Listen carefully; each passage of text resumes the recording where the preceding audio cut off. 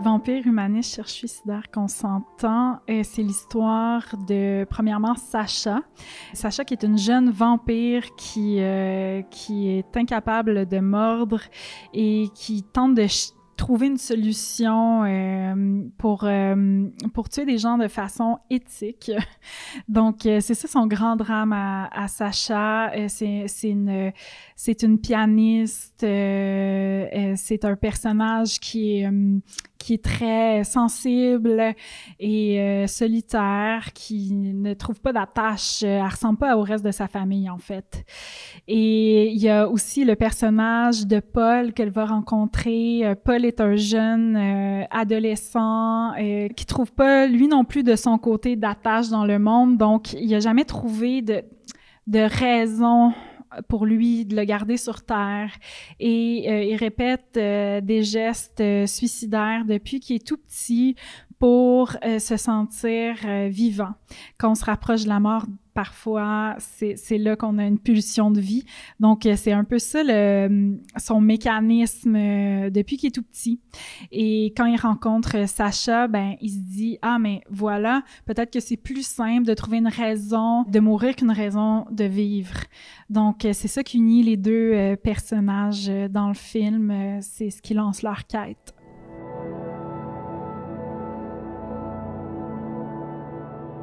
Ben, en fait, j'ai eu comme cette idée-là qui est née dans ma tête, je ne sais d'où, d'une jeune vampire incapable de mordre, qui cherche des gens qui sont prêts à lui donner sa vie. Et ce qui m'intéressait là-dedans, surtout, c'est de me dire, bon, ça parle oui, de la mort, ça parle d'idées suicidaires. Je crois que c'est des thématiques qui sont très tabous et qui sont intéressantes à explorer dans le spectre du vampire parce que elle-même en vient à vouloir peut-être mourir en se disant ben ma vie vaut pas plus que celle des autres, donc peut-être que je suis mieux de mourir. Donc c'est des personnages qui ont cette mélancolie-là, ce mal de vivre-là en eux. Mais j'avais surtout envie de parler aussi de notre besoin de se sentir connecté à quelque chose et à quelqu'un, puis comment de créer un lien humain peut guérir de beaucoup de choses. Donc, je pense que le fait d'être dans un film de vampire et de passage à l'âge adulte, c'était le terrain de jeu idéal pour traiter de thématiques aussi profondes, mais aussi d'aller dans une effervescence qui vient avec l'adolescence. Donc, c'était un peu l'idée de parler de tout ça. Puis, les vampires, c'est aussi un beau terrain de jeu pour parler d'humanité, de parler de société à quelque part. Dans le film, à un moment, je fais un clin d'œil à la charge mentale qui est sur la femme, souvent. Donc, je me suis beaucoup amusée à trouver ces parallèles-là dans le cadre du film de vampire, ouais.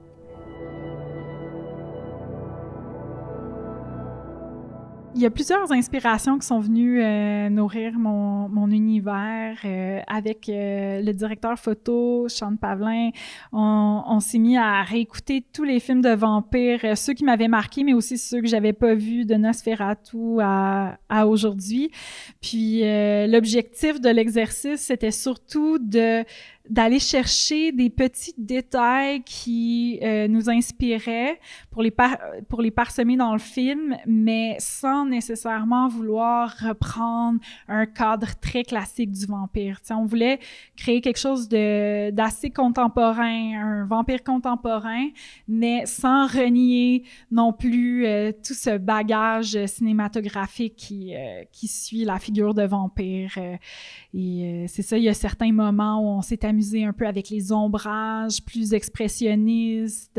On s'est beaucoup amusé avec nos références et pour mélanger tout ça et faire un heureux résultat, je l'espère.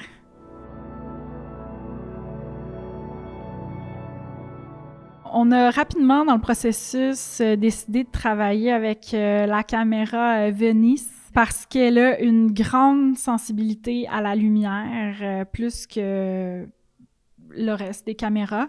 Et comme c'est un film qui se passe de nuit, majoritairement, beaucoup d'extérieur, de nuit, avec un budget plutôt limité pour les ambitions qu'on avait.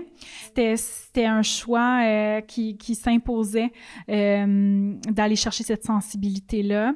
Et on voulait aussi aller chercher une texture de l'image, plus en référence au film fin 90, début 2000, avec des objectifs anamorphiques. Tu sais, l'anamorphique amène aussi un côté un peu dreamy au niveau de comment ça réagit avec la lumière, avec la déformation aussi dans les extrêmes de l'objectif. Et j'avais envie d'être près des personnages, de créer une ambiance intimiste, puis ces objectifs-là, c'est les Orions avec lesquels on a tourné. Puis ça nous amenait cette esthétique-là qu'on cherchait, ouais. Ben, rapidement dans le processus, j'ai eu cette idée-là de la prémisse de la vampire humaniste qui cherche des suicidaires consentants. Et pour moi, c'était la première comédie que j'écrivais. Et j'avais vraiment envie de faire une comédie puis de m'amuser dans le processus. Donc, je suis allée chercher une de mes bonnes amies qui a une très bonne dialoguiste et scénariste, qui a un sens de l'humour commun au mien, parce que je me disais, quoi de mieux de pouvoir tout de suite tester, tu sais, nos blagues ensemble. Puis des fois, quand t'es tout seul dans ton processus d'écriture, tu t'auto-censures parce que tu trouves ta blague drôle une journée, puis le lendemain, tu fais « Ah, c'est nul », tu l'enlèves. Et à deux, là, on avait tout de suite un premier son de cloche, de lancer les idées les plus farfelues, puis de voir l'autre éclater de rire ou bien pas du tout. Donc, c'était vraiment agréable de faire ça à deux. On a vraiment écrit à quatre mains le film. Rapidement, on a trouvé comme notre façon d'écrire, et c'était justement dans le dialogue, autant pour développer les personnages que la structure de l'histoire. On était en dialogue constant. Puis même qu'on on a écrit ça pendant la pandémie, donc on était du lundi au vendredi sur Zoom, on partageait l'écran, j'écrivais, des fois c'est elle qui écrivait, mais on choisissait tout ensemble. Et ça, c'est un processus qui peut paraître laborieux et long parce que il faut tout verbaliser, ce que habituellement on fait juste écrire. Mais je crois que ça l'a amené l'avantage que le scénario, la première version du scénario était plus solide parce qu'on avait déjà tellement pensé à la psychologie des personnages, puis ensemble, on adore les dialogues aussi, donc on lisait les dialogues à voix haute, on interprétait tous les personnages, puis on lâchait pas une scène jusqu'à temps que la rythmique des dialogues soit à notre goût. Et on est allé chercher une conseillère à la scénarisation parce que c'est toujours bien d'avoir quelqu'un qui a un regard extérieur, qui est moins dans le processus au jour le jour que nous. Et Catherine Léger a accepté le mandat de conseillère à la scénarisation. Je trouve qu'elle a une écriture qui est osée, qui est sans tabou, mais est très drôle aussi. Donc, je trouvais qu'au niveau du ton, du récit, c'était un bon match. Donc, Catherine lisait version par version, puis on en discutait avec elle suite à son analyse, puis on repartait avec nos petits baluchons pour dénouer les petits pépins.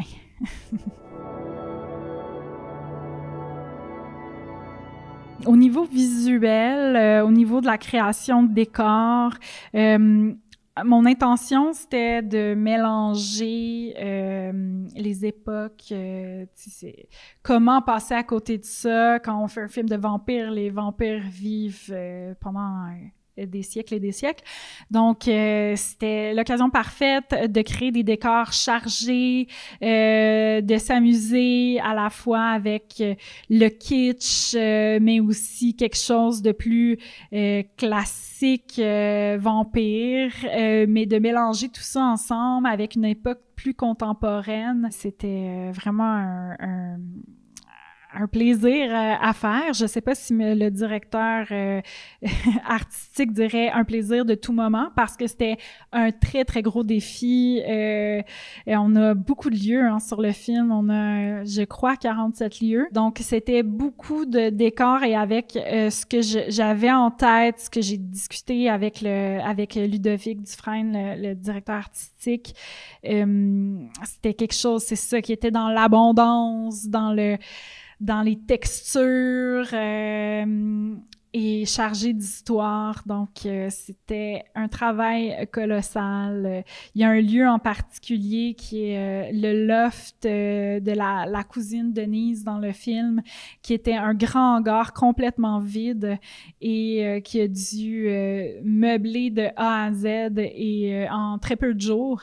Et je me souviens du moment où il m'a appelé complètement fatiguée, à bout de souffle, puis qui m'a dit « OK, Ariane, c'est prêt, tu peux venir. » Puis je suis rentrée dans cet endroit-là qui était vide quelques jours auparavant et qui était maintenant un antiquaire. Carrément. Je me suis beaucoup inspirée aussi au niveau visuel, autant les costumes que le maquillage de l'univers de Only Lovers Left Alive, de Jim Jarmusch, qui est un réalisateur que j'aime beaucoup aussi, parce que je trouvais que ces vampires dans ce film-là avaient le bon degré j'aimais, en fait, il y a quelque chose de contemporain. Ces vampires sont étranges, mais peuvent se fondre à la masse de gens aussi. Et je trouvais que, tu sais, sont pâles, mais sont pas trop blancs. J'avais envie qu'on soit là-dedans, que ce soit pas trop caricatural. Puis, il y a quelque chose d'hyper bien fait dans ce film-là. Donc, c'était une référence à laquelle on revenait souvent, oui. Oui, je suis en écriture en ce moment d'un autre long-métrage que je coécris. En fait, c'est une adaptation d'une pièce de théâtre qui s'appelle « Ceux qui se sont évaporés », qui est écrit par Rebecca Deraspe, qui coécrit le film avec moi. Puis c'est l'histoire de gens qui décident de disparaître de leur propre vie sans laisser de traces, puis les impacts que ça laisse sur les gens qui restent avec ce grand mystère-là de leur disparition. Et Rebecca s'est inspirée d'un phénomène au Japon pour écrire cette histoire-là à la base. Puis, paraîtrait-il qu'au Japon, il y a, je ne sais plus combien de gens qui disparaissent par année, mais il y a beaucoup de disparitions. Et apparemment, il y aurait des agences qui aident les gens à préparer leur disparition volontaire. Donc, c'est un peu le reflet de ça au Québec qu'on aborde dans cette histoire-là. Ouais.